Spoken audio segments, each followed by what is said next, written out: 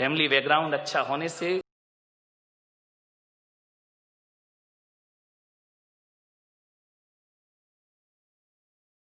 हाथ पीले करना है, उसका रिश्ता लेकर के जाना है, तो ना घर देखना, ना परिवार देखना, ना आप ये देखना कितना कमाता है, आप तो ये देखना कि जिस लड़के से अपनी लड़की की शादी कर रही हूं उसके दोस्त कैसे हैं, उसके यार कैसे हैं, उसके मित्र कैसे हैं। अरे पिता जैसा है बेटा वैसे ही होगा, कोई जरूरी नहीं है। माता जैसी है बेटा वैसे ही होगा, कोई जरूरी नहीं है, ध्यान रखना। लेकिन ये बिल्कुल जरूरी है कि दोस्त जैसे होंगे लड़का वैसा।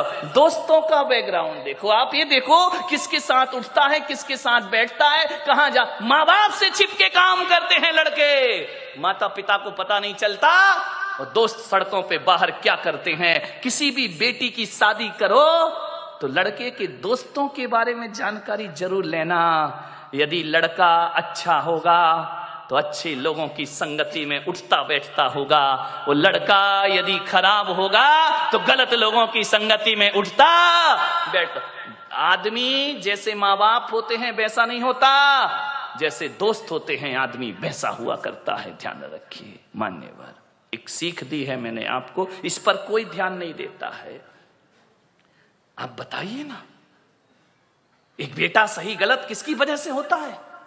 बाप की वजह से, मां की वजह से नहीं मेरे भाई। एक शराबी बाप भी चाहता है कि मेरा बेटा शराब ना पिए, ध्यान रखना। एक जुआड़ी भी चाहता है कि मेरा बेटा जुआ ना खेले, और एक बेस्या भी चाहती है कि मेरी औलाद इस गंदगी में जीवन ना बिताए, ध्यान रखना। एक चोर ने भी ये सपना नहीं देखा होगा कि मेरा बेटा चोर बने।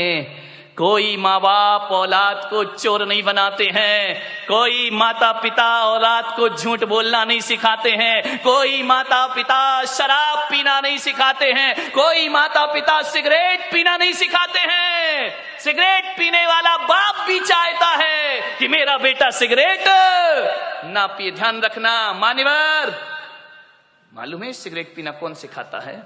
दोस्त सिखाते हैं। सबसे पहले शराब पीना रिश्तेदार या माँ बाप ने नहीं सिखाया, शराबी बाप भी नहीं सिखाता है कि बेटा तू पी ले, ध्यान रखना। लेकिन सबसे पहले शराब पीना कोई सिखाता है तो दोस्त सिखाया करते हैं।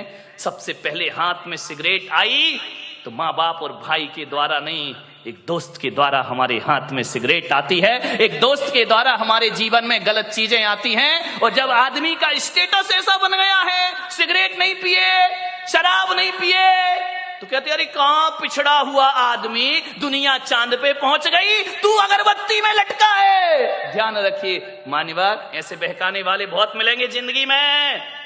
मान्यवर, मैं तो कहता हूं यदि बिगाड़ने वाले दोस्तों से तो बिना दोस्त की जिंदगी गुजार लो, वो अच्छी हुआ करती है। लेकिन ऐसे दोस्तों की संगति ना करो जो हमारी जिंदगी को बर्बाद करके रख दिया करते हो। मान्य, आप सोचिए, जीवन में संगति का बहुत असर पड़ता है। एक पानी की बूंद जो आकाश से गिरती है, और यदि वही पानी की बूंद किसी नीम के पेड़ में चली जाए तो उसका स्वाद कैसा हो जाता है मेरे भाई? बताइए, कड़वा हो जाता है। नीम जानते हो? नहीं जानते हैं तो बोलो ना जानते हैं, नहीं तो मैं समझ रहा तुम कुछ जानते ही नहीं हो। एक नीम के पेड़ में चला जाए तो स्वाद उसका कड़वा हो जाता है। वही पानी की बूंद गन्ने के खेत में चली जाए तो मीठी हो जाया करती है। और वही पानी की बूंद यदि केले के पेड़ में चली जाए तो कपूर बन जाया करती है। वही पानी की बूंद यदि सांप के मुख में चली जाए तो हलाहल जहर बन जाया करती है। और वही पानी की बूंद नाली में चली जाए तो गंदी नाली हो जाती है। वही पानी की बूंद यदि समुद्र में गिर जाए तो खारी हो जाती है। और वही पानी की बूंद यदि सीपी के मुंह में चली जाए तो मोती बन करके निखर जाया करती है। बूंद एक ही है। ये इतने रूप क्यों हुए उस बूंद के? संगति के कारण से। किसकी संगति करी उसने?